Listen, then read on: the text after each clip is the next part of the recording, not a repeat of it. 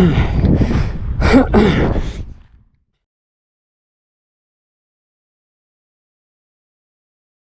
Rémi, on est à Hereford pour un deuxième training aujourd'hui. Ouais, deuxième entraînement de la journée, une autre journée double seuil aujourd'hui. Fait que ce matin, j'ai fait un classique 6 fois 5 minutes en montée sur chemin de terre. Puis là, on est de retour cet après-midi pour un autre entraînement au seuil, encore une fois au Mont Hereford, comme la vidéo qu'on a filmée il y a 2 entraînements. Cet après-midi, la séance va être un peu différente. Ça reste une séance au seuil, mais elle est quand même très différente des autres entraînements au seuil, comme mettons le 6 fois 5 minutes que j'ai fait ce matin. C'est ça, je pense, qui est quand même cool de la course en trail, c'est qu'il y a une possibilité infinie d'entraînement que tu peux faire. Fait que même si c'est une séance au seuil, elle est quand même très différente de ce que j'ai fait ce matin. Fait que la séance en soi, en gros, c'est 2 longues montées. Fait que pour commencer, on va monter, je sais pas à quel point, je sais pas si je pointe la montagne, là, mais essayez de me regarder dans l'écran. Mais oui, fait que première montée, on va monter le mont Giroux, qui est comme le mont secondaire au mont Hereford. Fait que je pense que c'est comme 250 à 300 mètres de dénivelé. Puis pour cette montée-là, je vais la monter en 40-20. Fait que je pense qu'il y a beaucoup de monde qui connaissent les 30-30. Tu sais que c'est comme 30 secondes on, 30 secondes off. Fait que c'est un peu le même principe. Fait que 40 secondes intense, puis là 20 secondes en marchant, mais toujours en montée. C'est pas nécessairement une version plus avancée que les 30-30, c'est juste différent. Mais personnellement, je trouve que des 40-20, ça fait plus de sens pour une séance de seuil parce que la fréquence cardiaque a moins le temps de descendre dans les 20 secondes des récupérations. Personnellement, je trouve que ça fait plus de sens là, pour du seuil où c'est que l'objectif, c'est que la fréquence cardiaque reste quand même haute tout le temps. Fait que ça, c'est la première montée. Après ça, on va redescendre relax jusqu'en bas. Et là, la deuxième montée, là, on le voit pas parce que c'est dans les nuages, mais c'est le mont Hereford au complet. Fait que ça, montée un peu plus longue qui va être environ 450 mètres de dénivelé positif. On va monter par la piste de ski, la Grande Coulée. Puis cette fois-ci, pour cette montée-là, ça va être d'un coup. Fait qu'il n'y a pas d'intervalle 40-20, juste vraiment en montée continue. Mon record sur cette montée-là, je pense que c'est comme 17 minutes quelque chose. Mais aujourd'hui, je vais être très frustré avec moi-même si je me rapproche de ce temps-là parce que ça reste une séance au seuil. Puis l'objectif, c'est ça, c'est que ça soit quand même... C'est difficile, mais il ne faut pas que ça soit proche d'être à bloc, là, par exemple. C'est ça, je dirais qu'habituellement, j'essaie toujours de comme éviter de faire de l'intensité sur des segments Strava parce que je veux pas que ça me joue dans la tête. Mais là, aujourd'hui, c'était comme, je l'aime beaucoup la montée de la Grande Coulée.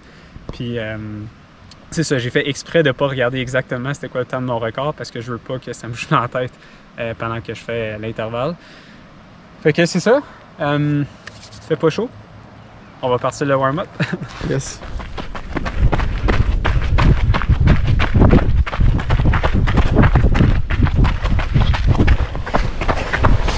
Comment tu gères le fond et la fatigue en deuxième séance de journée? Ouais, c'est toujours difficile de commencer, je dirais. Les jambes sont toujours lourdes. L'énergie n'est pas toujours au top. Là. Puis toujours, je me rappelle, c'est des séances au seuil. Fait que si c'est un peu moins intense que voulu, ben, c'est vraiment pas si grave que ça. C'est pas tant l'intensité qui est importante, c'est plus le volume d'intensité qui est important. Fait qu'il vaut mieux compléter toute la séance Et l'accumuler. Que ce soit un petit peu moins intense que prévu que de me forcer à aller trop vite au début puis là ben exploser. Pour pouvoir finir la séance à cause de ça.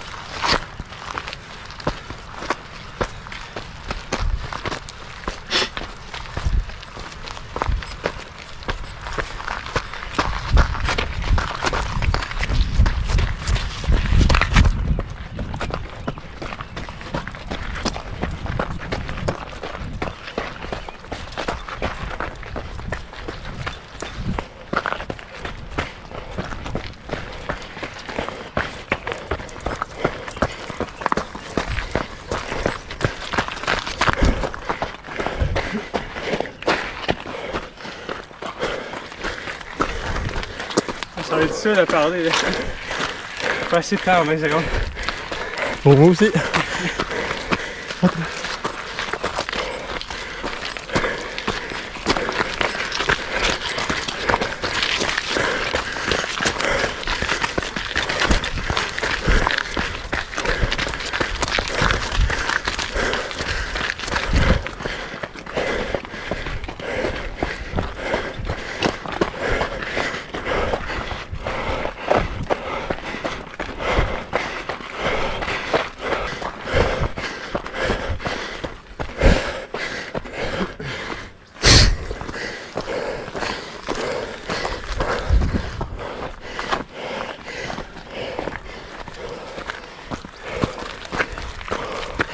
À droite? Ben, tout droit. Tout droit? Oh.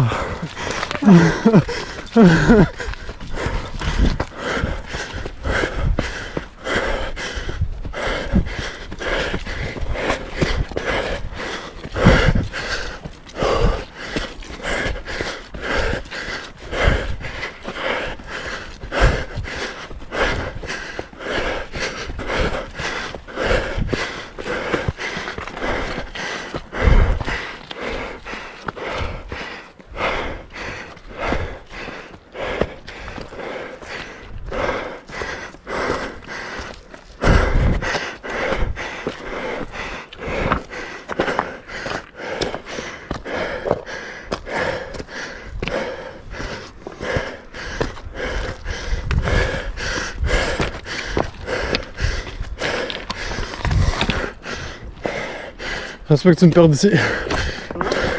Ça se peut que tu me drops ici.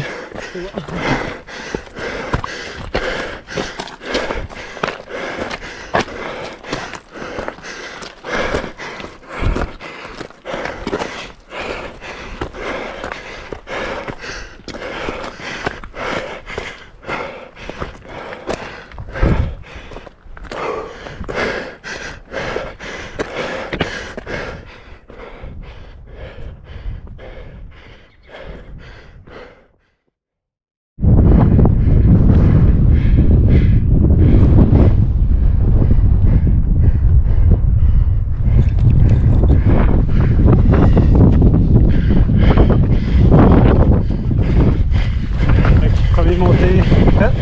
J'ai pris 9 répétitions, fait un peu moins de ce que je pensais. Descendre l'équipe maintenant.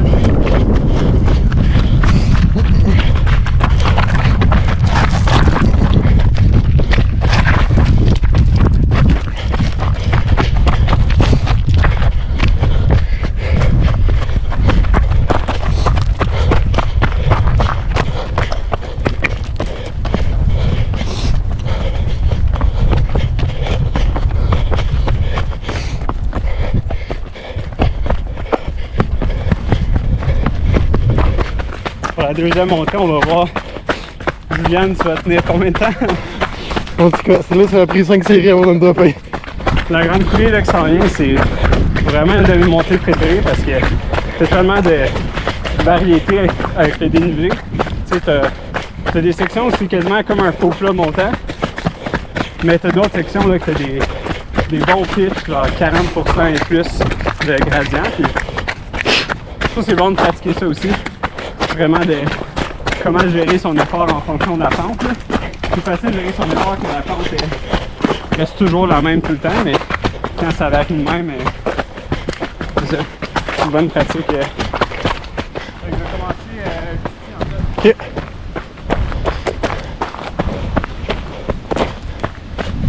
Combien de temps je vais te faire? On part un chrono.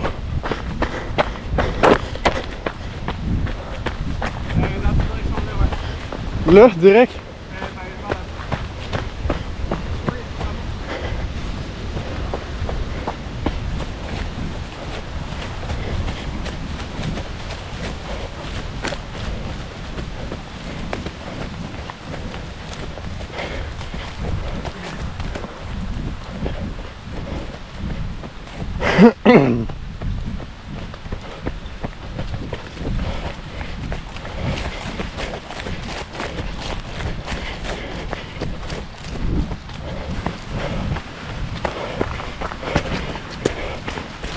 Hop là.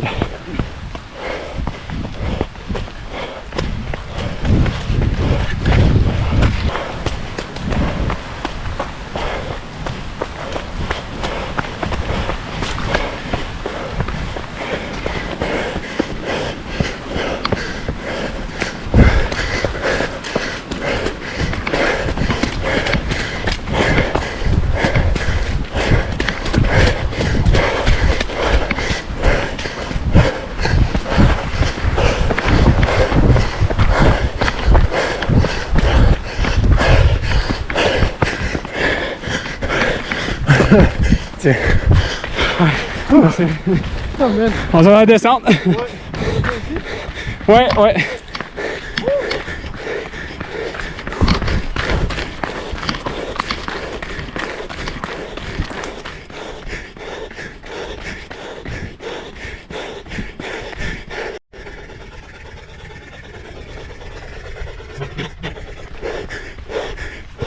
On est dans un genre de faux plat montant, puis on voit gros pitch qui s'en vient en avant.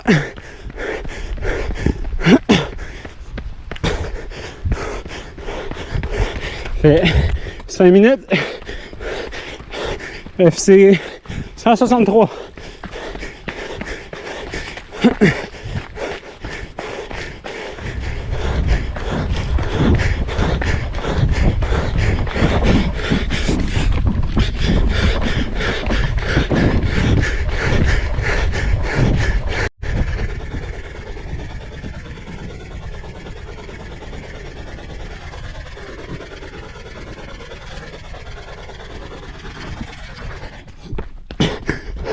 Là, on est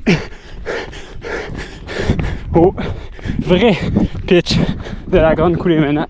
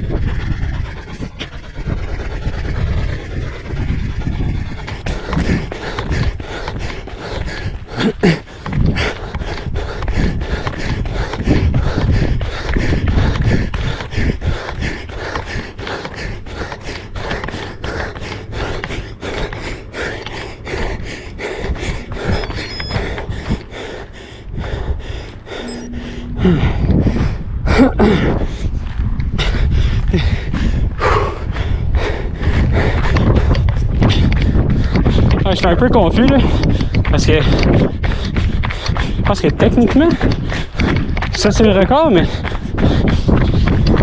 j'ai honnêtement pas l'impression que c'était si rapide que ça. Peut-être que je me suis trompé, peut-être que le record c'était plus comme 16 minutes, quelque chose. En tout cas, l'effort, je trouvais qu'il était approprié. Mais ouais.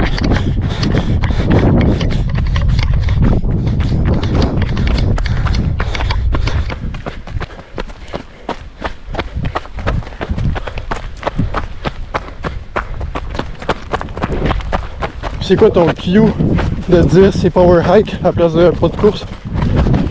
Je dirais que ça dépend de la durée de l'effort. Mettons que c'est une longue montée, en cas de doute, je marche. Si c'est court, souvent, mettons, quand je vais faire des courses, je vais vraiment analyser le parcours. Puis, je vais tout de suite, au début, avant la course, savoir, mettons, à quel moment est-ce que je m'attends de marcher ou pas. Comme ça, justement, j'ai pas besoin de faire ce choix-là pendant la journée de la compétition. La question, c'est pas qu'est-ce qui est le plus rapide, parce que je pense que dans la majorité des cas, courir, c'est plus rapide que marcher. Là. Ça dépend là, quand même, là. Mais c'est surtout qu'est-ce qui est le plus efficace. Dans le sens que ça sert à rien, quand la pente est vraiment à pic, de courir, puis peut-être aller, je sais pas moi, 5 secondes du kilomètre plus vite.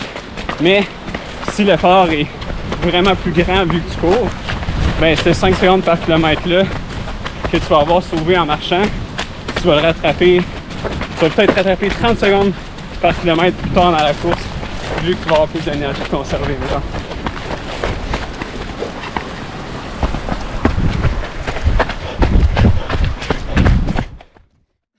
Donc, deuxième entraînement de fête de la journée. Ouais. Ça s'est bien passé? Ouais, ça s'est bien passé. C'était vraiment bizarre en fait. Je trouvais que pendant les 40-20 pour la première montée, les sensations étaient vraiment pas là. J'ai l'impression que mes jambes étaient vraiment lourdes. Je pense que c'est juste parce que c'est souvent ça qui m'arrive là, quand je cours dans des montées vraiment à pic. J'ai juste toujours l'impression Ben, je pense qu'il y a beaucoup de monde là, qui peuvent relate à ça. C'est que tu n'as juste pas l'impression d'aller vite, là, vu que ton pace est pas très vite. Mais en réalité, l'effort est vraiment là. Fait que non, c'était vraiment étrange un peu comme entraînement parce que pour la première montée, je me sentais juste vraiment pas bien. Puis j'appréhendais quand même la deuxième parce que là, je me disais, la deuxième, c'est même pas des 40-20, ça va juste être en continu. Fait que mentalement, je trouve ça plus difficile quand c'est en continu. Mais finalement, c'est ça la grande coulée. Je pense que j'ai commencé en me disant, OK, il faut vraiment que j'y aille conservateur.